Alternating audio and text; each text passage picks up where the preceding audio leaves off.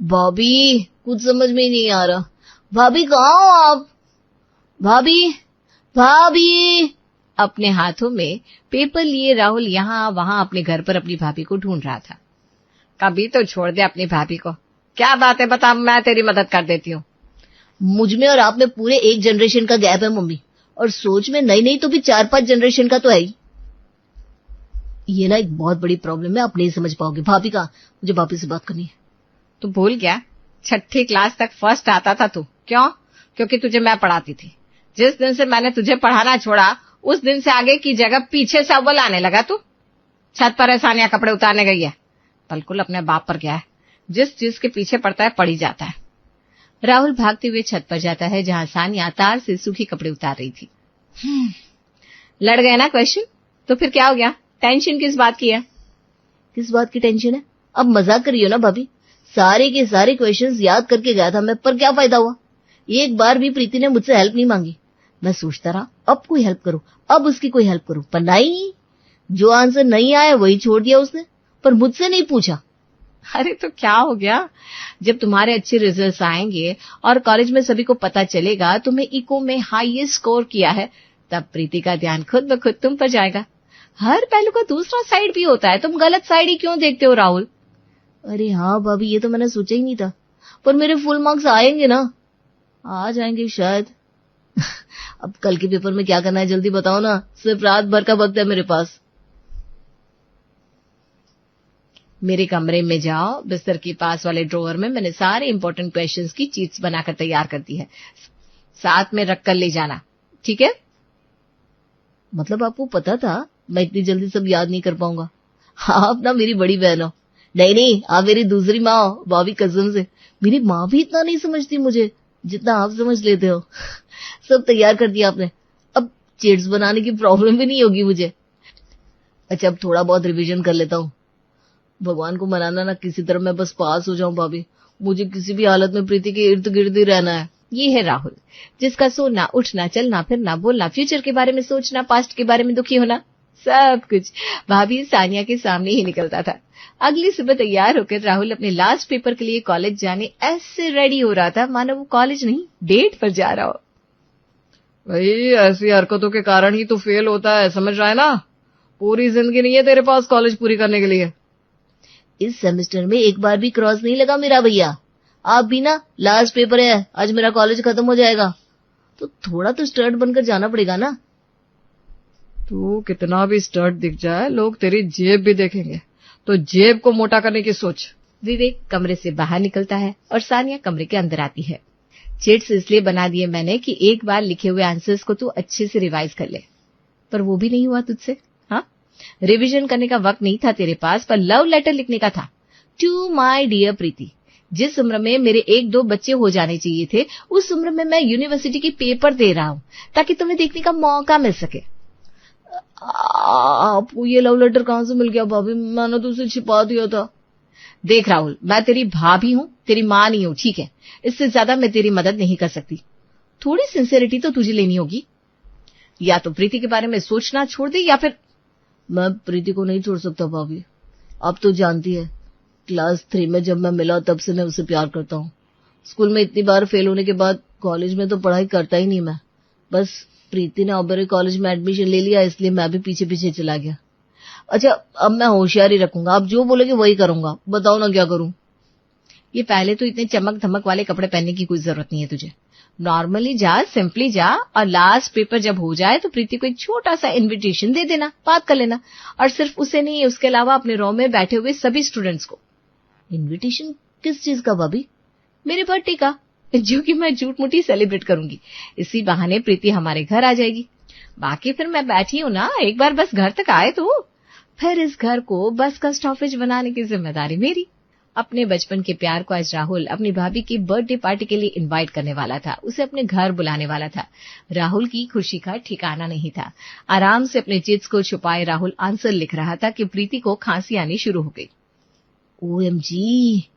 अरे यार शोभा, क्या हो रहा है प्रीति को? पानी वानी का पूछ रहा हूँ उससे।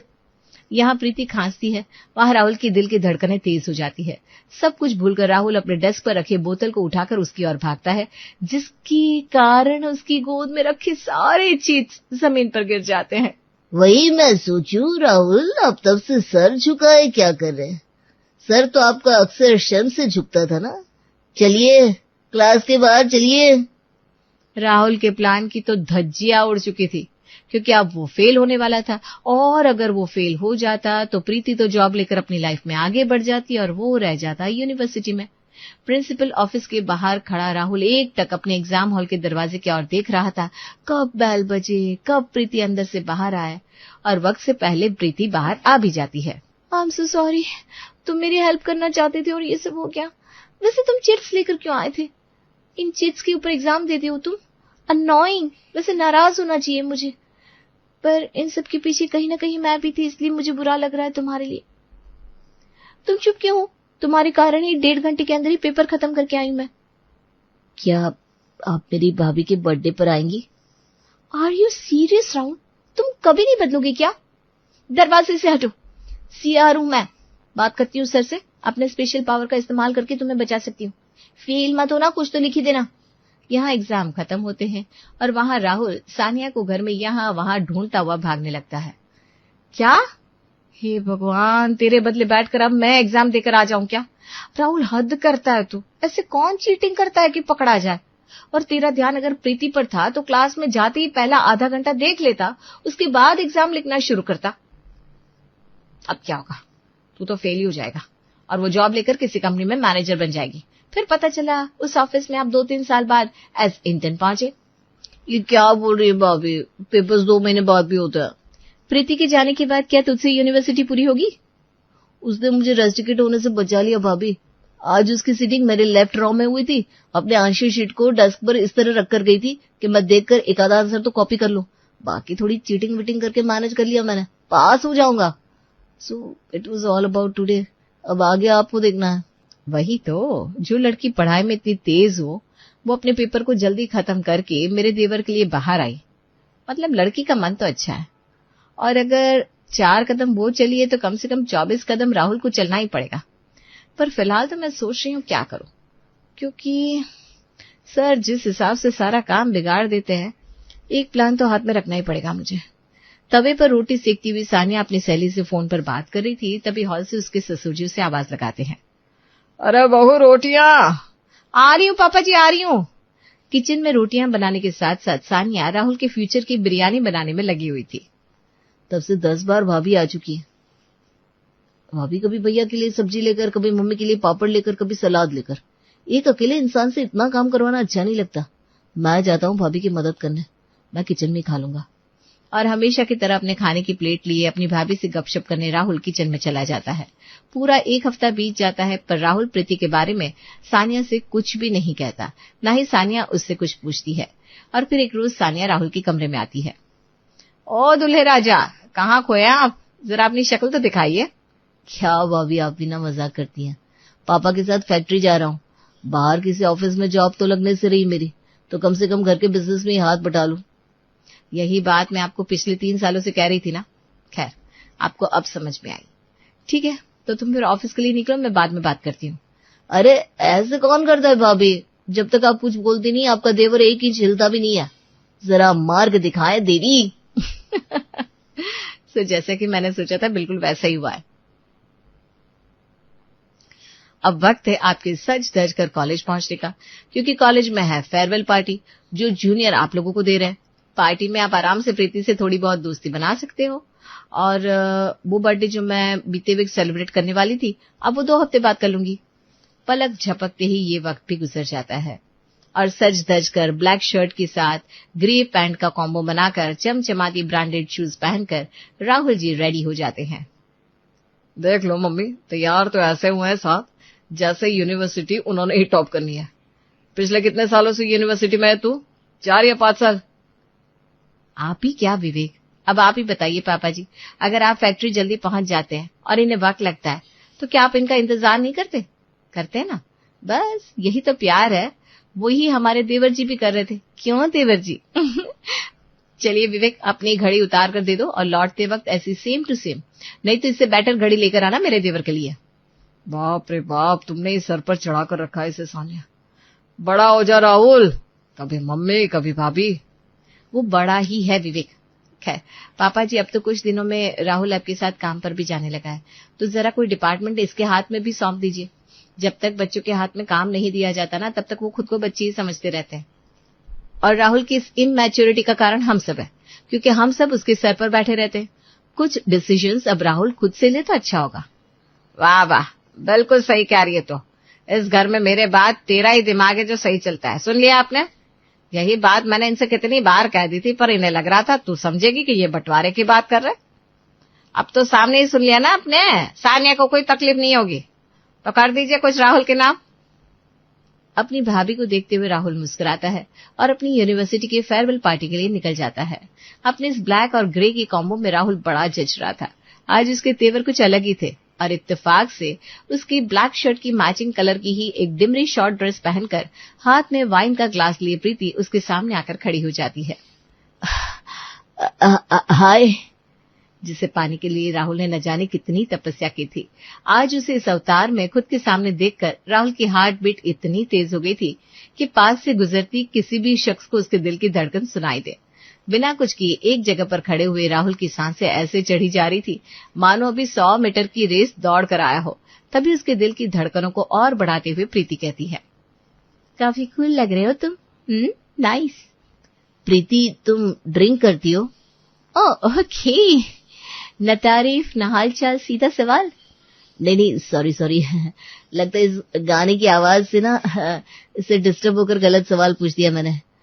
अच्छी हो तुम, मेरा मतलब है अच्छी लग रही हो, बहुत बहुत अच्छी। पर तुम ड्रिंक करती होगी मुझे लगा नहीं था। हाँ तो क्या हो गया इसमें? अच्छे घबराओ मत, वो क्या है ना जूनियर से रखवा दी थी। अब सभी पियक्कड़ों के सामने मैं कॉर्नर फील नहीं करना चाहती थी, इसलिए मैंने भी एक ग्लास पकड़ लिया। I don't drink. इस ग्लास को आप रख दीजिए, क्योंकि आपके साथ मैं भी हूं ना नॉन ड्रिंकर्स में। ऐसे पता है प्रीति, तुम तो हमेशा पढ़ाई में रहती थी, तो शायद तुम्हें पता ना हो इस यूनिवर्सिटी में ऐसे ऐसे कोने हैं ना जहां जाकर मजा आ जाएगा तुम्हें। इस दुनिया की भाग दौड़ छल कपट सबसे दूर, इस शोर शराबे से दूर बहुत पीस है उस जगह में। इसीलिए तो यूनिवर्सिटी मुझसे छोड़ी नहीं जाती। पिछले 5 सालों से हो ना तुम यूनिवर्सिटी में। कोर्स तुम्हारा 2 साल का था, फिर तुमने कोर्स भी बदल दिया, एक चीज पर रहते ही नहीं हो। खैर नॉस्टैल्जिया फील मत करो, चलो पार्टी एंजॉय करो। डीजी की चकाचौंध रोशनी के बीच प्रीति एक हल्की मुस्कान के साथ अपने बालों से क्लचर हटाती है। जैसे ही बाल कंधों पर बिखरते हैं, ऐसा लगता है मानो वो सालों का बोझ, सारी थकान और दबाव एक ही सांस में उतार फेंक रही हो। बीट तेज होती है और प्रीति बेपरवाह होकर झूम उठती है। उसकी हंसी, उसकी मस्ती और उसके कदमों की आजादी में एक अजीब सी चमक थी जो अंधेरे में नाचते हुए हर जिस्म से ज्यादा रोशन थी। भीड़ के उस समंदर में राहुल की नजर सिर्फ उसी पर टिकी थी, सिर्फ प्रीति पर। लग ही नहीं रहा ये वही प्रीति है जो किताबों के बाहर कुछ देखना ही नहीं चाहती। ऐसा लग रहा है मानो खुद ही खुद में रहने वाली वो लड़की आज रुकना ही नहीं चाहती, बस जीना चाहती है, नाचना चाहती है, दिल खोलकर झूमना चाहती है। मैं तुम्हें हमेशा इसी तरह आजाद रखूंगा, हमेशा प्रीति। कुछ ही देर में पूरी तरह थक चुकी प्रीति हल्की सांसों के साथ डांस फ्लोर से हटती है और हॉल के एक कोने में पड़े बेंच पर आकर बैठ जाती है। उसकी तेज सांसें, धड़कनों की आवाज और चेहरे की गर्माहट बता रही थी कि आज पहली बार उसने सच में खुद को आजाद किया है। प्रीति को थक कर बैठा देख राहुल चुपचाप भीड़ से निकल जाता है। कुछ मिनट बाद वो हांफता हुआ वापस आता है, हाथ में 2 गर्मा गर्म प्लेट चाउमीन लिए हुए। प्रीति हैरान होकर उसे देखती है और राहुल बिना कुछ बोले एक प्लेट उसके हाथ में थमा देता है। तुम्हें पता है मुझे चाउमीन बहुत पसंद है। आपकी फेवरेट चाउमीन अगर मेरी फेवरेट जगह पर खाई जाए तो एक अच्छी जगह पता है मुझे, चलो। प्रीति कुछ बोल पाए उससे पहले ही राहुल उसका हाथ पकड़ लेता है और दोनों लगभग भागते हुए यूनिवर्सिटी के पुराने बिल्डिंग की छत पर पहुंचते हैं। नीचे पूरा शहर रोशनी से चमक रहा था। गाड़ियों की लाइनें, दूर कहीं ट्रेन की छुक छुक की आवाज और आसमान में फैलता हुआ चांद, सब ऐसे आज की रात के ही इंतजार में हो। तुम्हें पता है राहुल, मैं बहुत थक चुकी हूँ। हर किसी को लगता है मैं बहुत स्ट्रांग हूँ, बहुत परफेक्ट हूँ, पर कोई नहीं जानता कितना प्रेशर है सबके एक्सपेक्टेशंस का मुझ पर।